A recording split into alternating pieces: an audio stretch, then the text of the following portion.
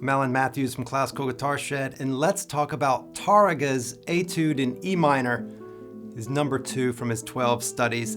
This is a great piece of music. There's so many lessons in it, and I invite you to take the full course on this piece. In this video, I'll be sharing a little bit about what this etude has to offer, what an etude is and what it has to offer, and then also telling you more about the course. So if you stick around to the end of this video, then I'll play the piece in full for you as well. All right, let's dive in. All right, so here we have an overview of the piece, just 4 little lines of music. I'm sure you can just learn this in a day and then you'll just be the greatest guitarist. Not on your life, buddy. This thing will rock your world if you actually let it. There are so many great lessons in it. On the surface, this is an AMI etude, which is this pattern. And many songs have this. Romanza. Same pattern, right? Same general idea as this etude. This etude has a few different lessons than that one does. So what is this piece actually doing here? So we have 2 big sections. We have this big first section here, and we have this second section here, and they repeat. And we've got a lot of repeated material in here. But if you look at this not as an etude is a study, right? It's a piece that we use to learn something. It's a practice tool that we use to master a particular skill. And so if you just look at this and just sight read it down, then it is an AMI arpeggio pattern, arpeggio, and that's all it is, and that's great. And if that's all you want, then that's all you get. However, there's more. There's also the fact that there is this beautiful melody on top of this.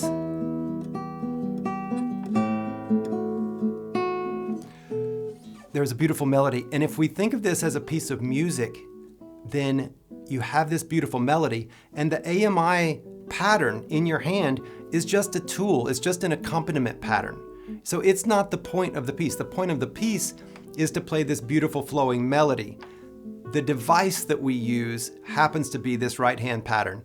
And so then we need to be able to balance those differing masters or those differing objectives. So we need to be able to play the melody like we want it, and to have that sing, and to where a non-guitar person would listen to it and say, oh, what a beautiful piece. That is just lovely. And so that's the goal.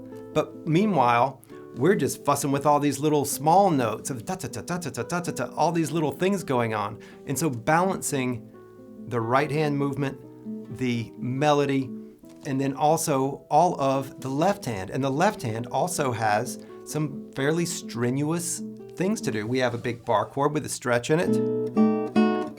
We have shifts going on up and down, and we even have this big 5-fret stretch for just a second. And in the course, we talk about all of these. There's specific step-by-step ways to practice, and it's not just you start it and you start at the beginning and just plow through and then eventually it gets good, because it doesn't if you practice that way.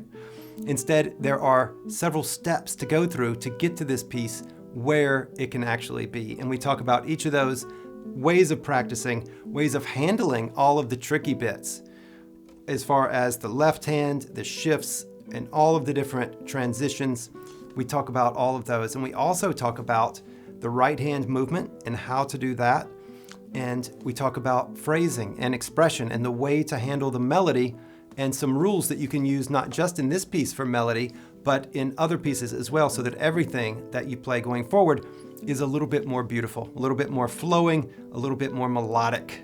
So a lot going on in here. Looking a little closer here, you might notice that we have these numbers in squares.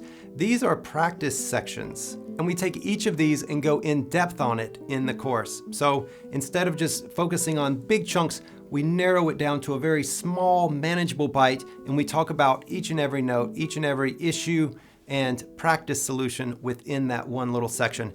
Then we go to the next. If you prefer working with tabs, then you are in luck, because you also get tabs in the materials packet for this course. In the full score, the full sheet music has it, as well as the chords written out as well, and the full tab. There's also alternate fingerings so that you can, if you don't want to play the big bar chords, that you can also do easier fingerings as well. So we have a little bit of an out for you on those. For the tabs, you get both the full score and you get the practice sections as well, which are split off into your materials packet. In the course videos, we do use the music notation, but it's all working with such small pieces that, just like this, it's only 2 measures that you're working with. You can easily follow along with the tab with the videos. So a lot going on in Tarrega's E minor Etude. This is a piece that could be with you for years if you choose to study it and use it as a tool in your practice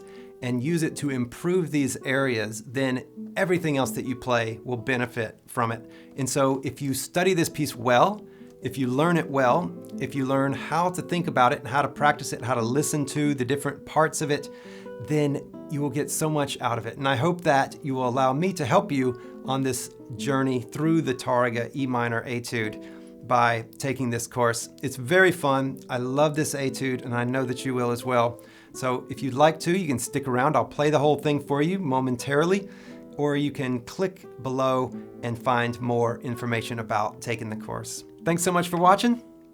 I'll see you soon. Here's the playing.